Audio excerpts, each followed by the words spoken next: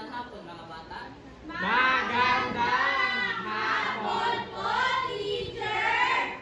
Kamusta naman po kayo mga bata? Okay lang po, teacher!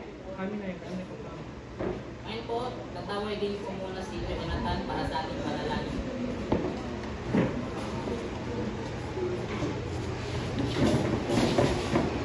Pangalan ng Ama, ng Anak, ng Espiritu Santo.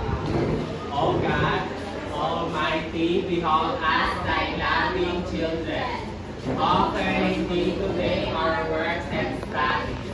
Help us, dear Lord, to be obedient to our teachers, kind to our companions, diligent to our studies, that we may merit thy blessings for ourselves, for our school, and our beloved country, activities. Amen. Maraming salamat po yan. Magandang hapon ulit mga bata. Magandang hapon po, teacher! Ngayon, magtatala si teacher ng lipan. Kapag tatawin ko ang inyong mga pangalan, ay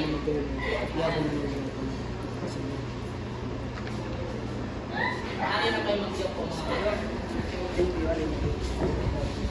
Ngayon, magtatala ng liban si teacher. Kapag tinawag ko yung mga pangalan, nasa naman yung pananamaian, sabihin lang po, narito po ako teacher. Maiwanan po mga bata. Opo, teacher! Jonathan Agustin, Narito po, teacher! Ramirez Aladin, Manila Primar, Galing, tayo mo lang lumiwan sa ating klase. Ngayon mga bata, may tatanungan si teacher. Ano-ano nga ba ang mga palatuntunin na kailangan natin gawin sa loob ng sundin aralan? Yes, Lori. Wag po maingay, teacher. Tama. Fatima? Makinahok po sa mga aktividad. Jonathan? Teacher, taas po ang kanang kamay pag gustong sumagat o may gustong itanong. Sai, ano pa po? Wag po maingay, teacher. Hindi na, hindi na. Sabuhin ang bawat isa, teacher. Maasan ko pa yun sa inyo mga bata. Opo, teacher! Ngayon, ay maaari nyo bang sabihin sa akin ata ang pinalakay natin kahapon? Ani? Ano naman ang mga isyu ng kapaligiran? Teacher, Jonathan? pollution sa tubig. Lori? Deforestation, teacher. Ma? Ani? Pagbahaw o teacher. Lori? Lori? Ano pa? Pollution sa hangin, teacher. Ma? Fatima? Pollution sa tubig. Lori? Ngayon, ano ang nakikita niyo sa ating Sara? Lori? Mga watawat po, teacher. Lori? Ano pa po? Kaya? Dati po, teacher. Lori? Ito ay isang insektibong chart. Kailangan nyo tulungan sina Pedro, Ana, at Juan na maitaas ng patawag ng Pilipinas sa pamamagitan ng partisipasyon ng mga bata. Intindihan nyo ba mga bata? Opo, teacher. Ngayon, may paparinig si teacher sa inyo na isang tuto.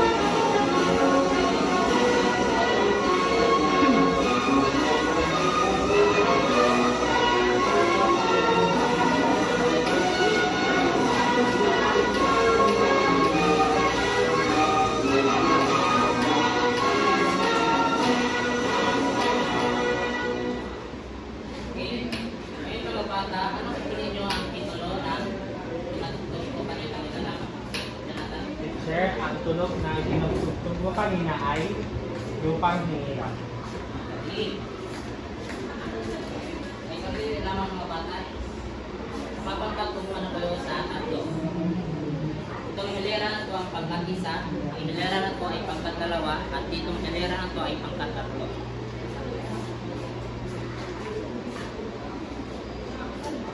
Kayo mga bata, ano ang dapat natin gawin kapag pinapatuto ang pambansang awit? Jonathan? Kapag tumugtog po ang ating pambansang awit, tayo po ay huminto at ilagay po ang ating kanang kamay sa ating lips. Tama. Dapat tayo dito, kapag may front ceremony, tapos ilagay ating kanang kamay sa dibdib. Ikaw ay pangkat. Tatlo po, teacher.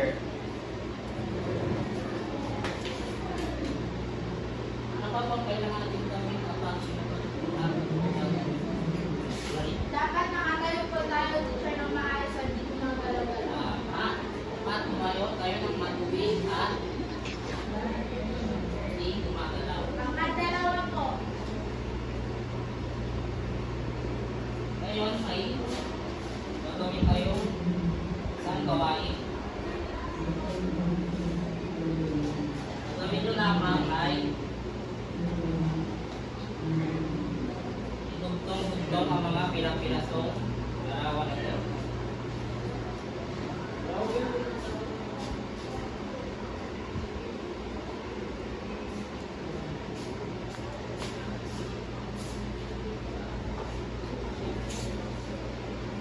Ako pa yung magsimula, bibigay ko ng instruction. Pagtapos na ninyong buuin ang mga larawan, ang pangkat-isa ay tatayo at manudo. Ang pangkat-dalawa, pagtapos na ninyong idugtong-dugtong ang mga larawan, kayo ay tataas ang kanang kamay. At ang pangkat-tatlo ay kayo ay ilalagay nyo sa kanang kamay sa dibdib. Ako, Tapos na yun. pangkat-dalawa. Opo, teacher.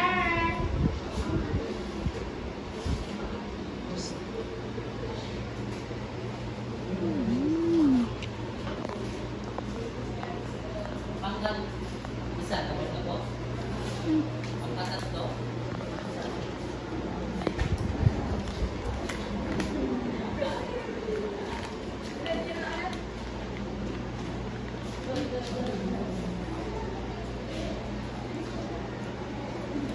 Sakit lang po, teacher.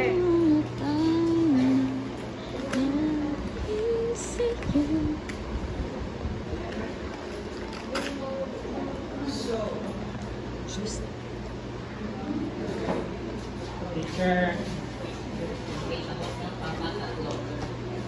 Ngayon mga bata, ano sa tingin nyo ang ating dito lang ang tatalakay natin. Inet? Ha? teacher, ang watawat at ang pambansang awit ng Pilipinas. Sandra?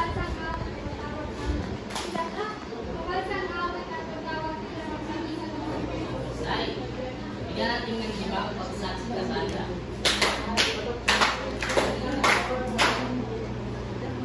Dito lang natin ay ang pambansang awit at Watawat bilang nabisag ng bansa.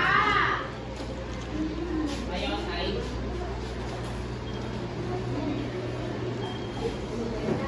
may papakita ni teacher na isang larawan. Ano ito mga bata ito? Net? Watawat po ng Pilipinas. Mali. Ano naman ang sinisimbolo ng mga tatlong bituin? Jonathan? Teacher, ang mga sinisimbolan ng tatlong bituin ang mga tatlong kapuluan ng Pilipinas, which is po ang Luzon, Visayas at Mindanao. Sai. Ano naman ang sinisimbolo ng araw? Ang walong singat ng araw. Net? Ano yung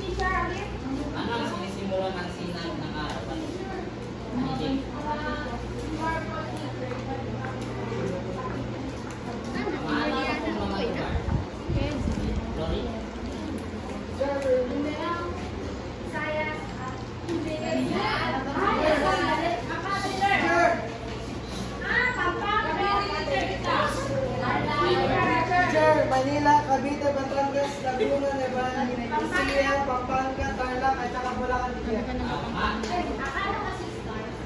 Ito dito sa 8 silang ng araw, dito nasimula ang pag-aasa ng evolusyon.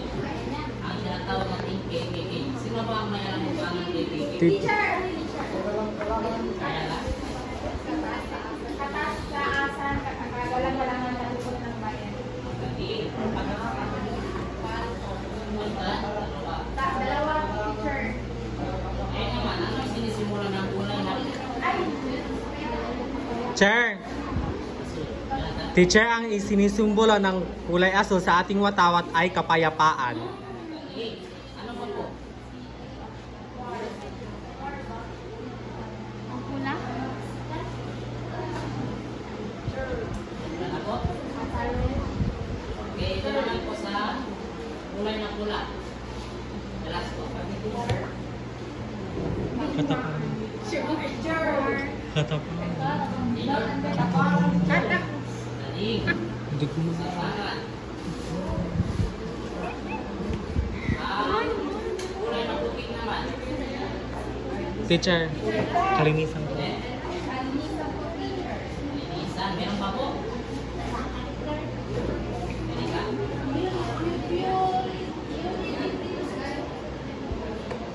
Linisan. Ah.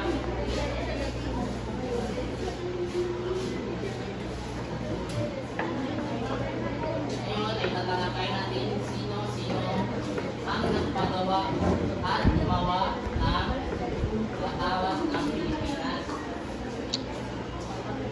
Pakibasa ang sinangsa.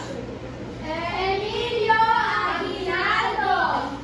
Siya ang nagdisenyo ng watawat ng Pilipinas. Ipinadala niya ang disenyo sa Hong Kong upang ipatahi kapag siya ay nasa pagtatapos. Si Emilio Aguinaldo siya ang nagdisenyo ng watawat ng Pilipinas at pinadala niya ang disenyo sa Hong Kong upang ipatahi habang siya ay nasa pagtatapon sa Hong Kong. Siya ay pinatapon sa Hong Kong dahil sa isa siya sa mga nagdalsa ng revolusyon ng 1897. At siya din ang kauna-unahang presidente natin. Ngayon, susunod ang bilang dalawa, makibasa. Marcela Agoncillo. Siya ang pangunahing nagtahi ng watawat. Isang respetadong babae mula sa Taal, Batangas na tumira sa Hong Kong noon. Inawian niya ng watawat Ng Pilipinas. Okay. Marcela Agoncillo, siya ay nagbilang ina ng watawat ng Pilipinas dahil siya ang gumawa ng kauna-unahang watawat ng Pilipinas.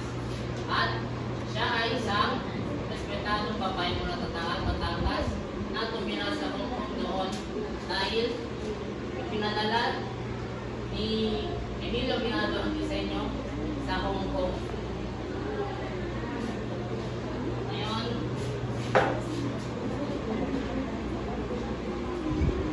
pakibasa ang bilang tatlo. Lorenza Agoncillo. Anak ni Marcela, 10 taong gulang lang noon. Tumulong sa pagtahi ng watawat. Okay. Si Marcela, Lorenza Agoncillo, anak ni Marcela, ay isa sa mga tumulong sa pagtahi ng watawat noong siya ay 10 taong gulang lamang. Ngayon, ang bilang apat, ibasa.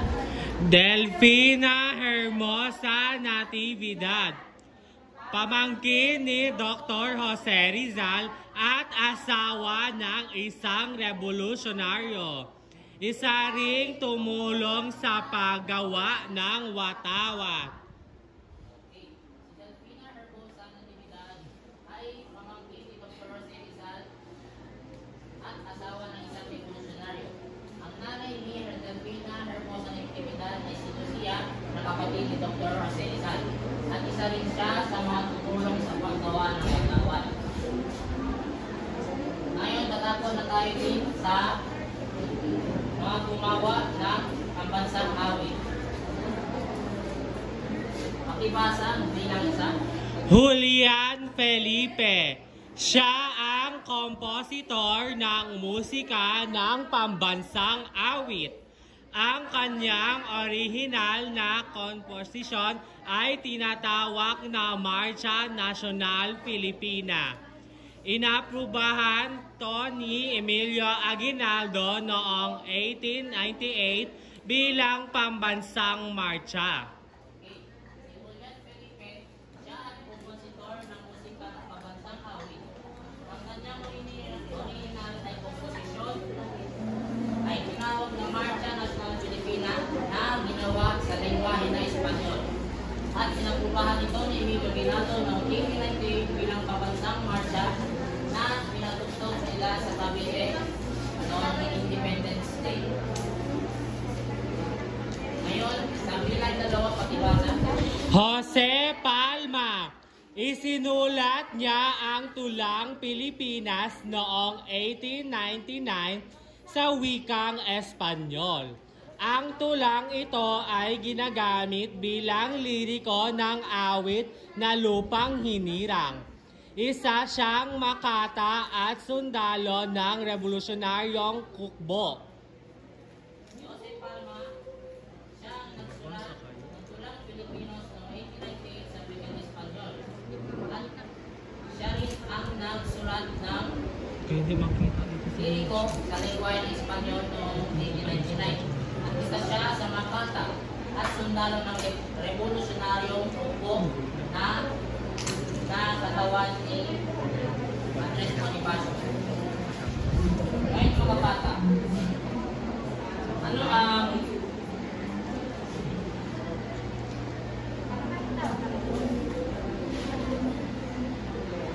may mga larawan si teacher na ipapakita.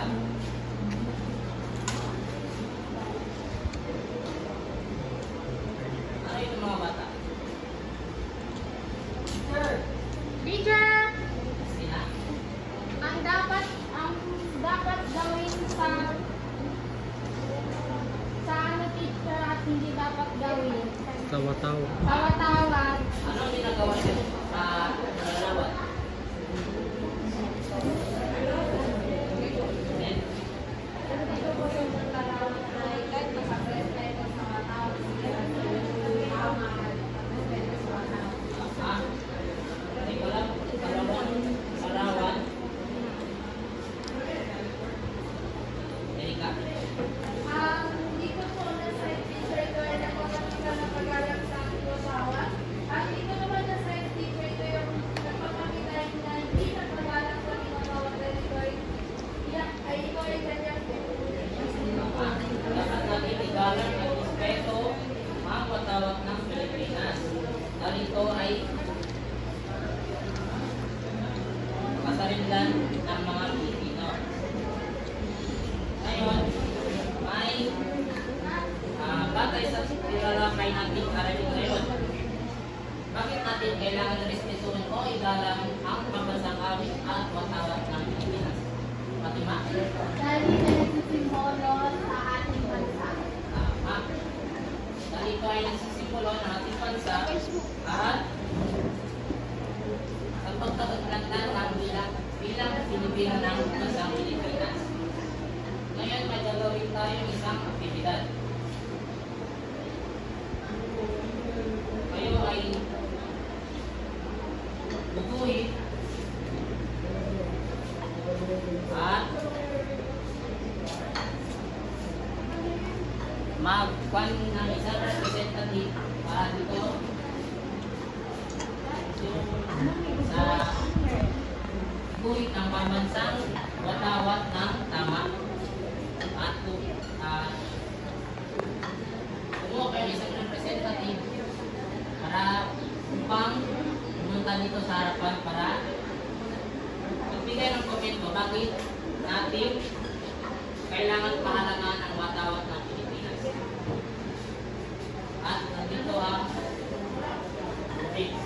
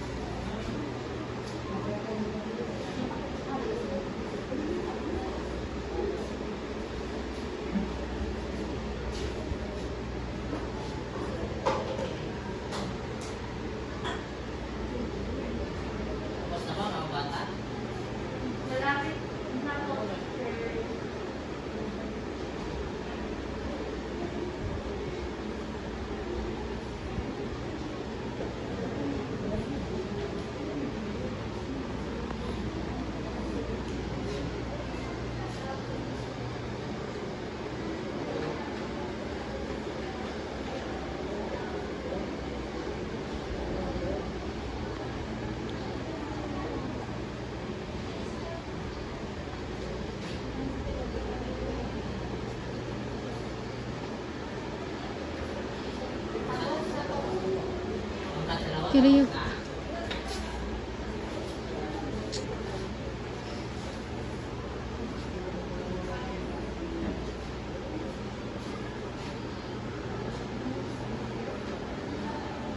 Tapos na bang lahat? Oo, teacher. Okay.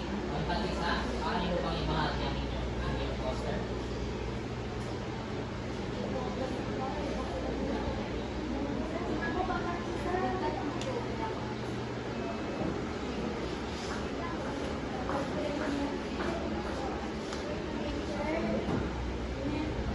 Ang tinutuloy ko ng pangkalisa ay ang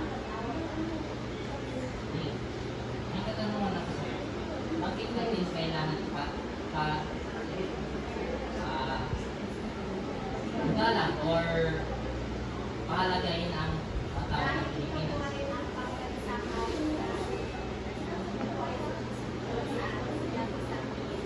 Okay. Ang dalawa,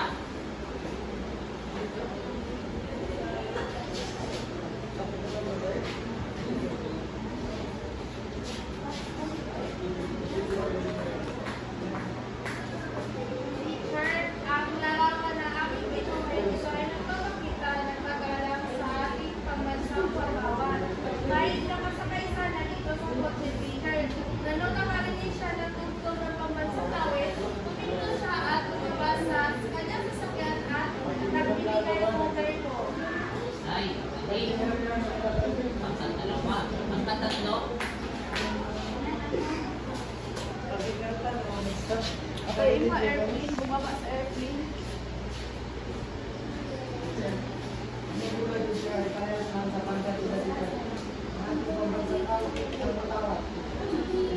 bakit natin kailangan pahalagayin ang matawag ng Pilipinas? Kasi pag hindi natin palayan ito dito, hindi ito sumusunod sa ating pagiging Pilipino. Yes, tama. Palapakin natin ang mga sarili natin. Kaya ibibigay ang teacher ng puntos. Pagkat isa ay 20 puntos. Pagkat dalawa ay 20 puntos. At sa pagkat tatlo ay 20 puntos din. Ngayon ay magkakaroon tayo ng maikling pagsusulit. Kumuha kayo ng isang buong papel at